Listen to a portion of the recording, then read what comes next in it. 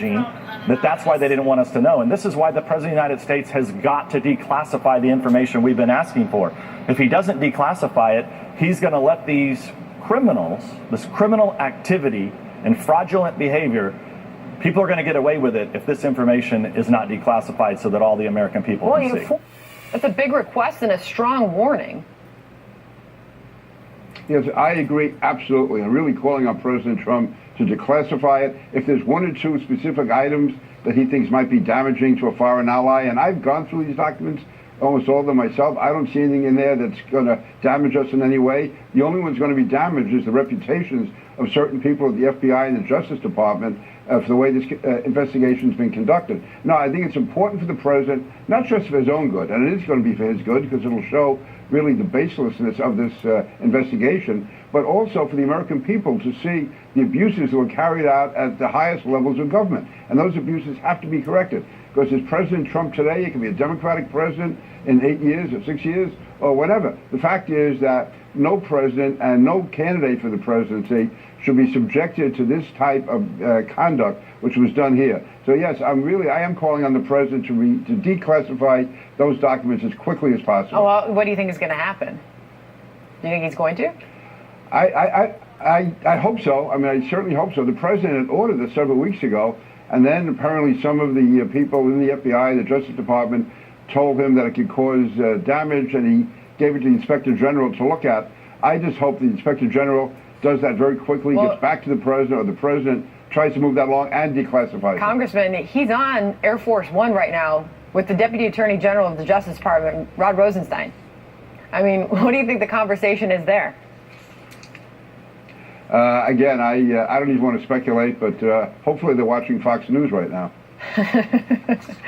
Well, it should all be interesting because Nunes makes a further point in all of this when he's calling for the declassification of those materials, that he's skeptical of the sudden change of heart when it comes to some of these. He noted Rod Rosenstein, obviously overseeing the Mueller investigation, was part of that meeting. The same people he said who were involved in the FISA warrant process. He went on to say, quote, "You cannot buy any of this from these guys."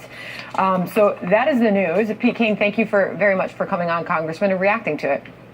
Chandra, thank you very much. Thank you. A massive drug bust in Australia to tell you about.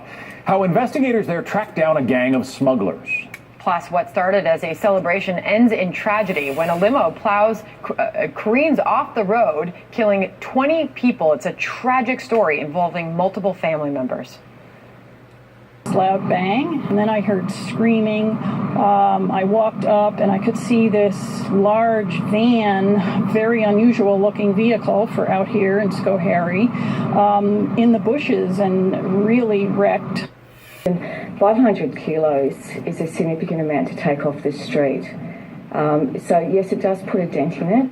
All three face possible life in prison if convicted.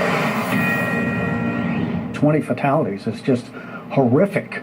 I've been on the board for 12 years, and this is one of the biggest loss of lives that we've seen in a long, long time. That's the chairman of the National Transportation Safety Board describing a crash that killed 20 people in upstate New York over the weekend. A limo packed with folks heading to a birthday party blew a stop sign, veered off the road, and slammed into another car, plus a couple of pedestrians. Brian Yennis has more from our New York City newsroom. Brian. Good morning, John. This is the deadliest transportation accident in the U.S. in nearly a decade, since February of 2009. 20 people killed, all 18 people inside a 2001 Ford Excursion stretch limousine and 2 bystanders. The crash happening in Schoharie, New York, 170 miles north of New York City. New this morning, Valerie Abeling, the aunt to one of the victims killed, 34-year-old Aaron Vertucci, reportedly says just 20 minutes before the crash, Aaron sent a text message that essentially said the limousine appeared to be in terrible condition. Aaron and her husband, 30-year-old Shane McGowan, died in the crash. They married in June. Barbara Douglas is the aunt to 4 sisters also killed in the crash.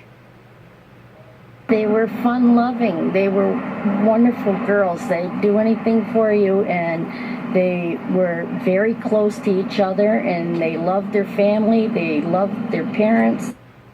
Friends and family say the 18 people in the limousine were celebrating a birthday. The 17-year-old limo was traveling down a hill on Route 30 when it sped past a stop sign at an intersection. The limo hit an unoccupied SUV in the parking lot of the Apple Barrel Country Store, hitting and killing 2 pedestrians before crashing into a ditch. Locals say this particular intersection is a dangerous one where accidents have happened before. The New York State Police says passengers in the back of stretch limousines like this one involved in the accident are not required to wear seatbelts. The National Transportation Safety Board GO team is on scene investigating what happened and the cause. John, as part of the investigation, the driver and the limousine company will definitely be scrutinized.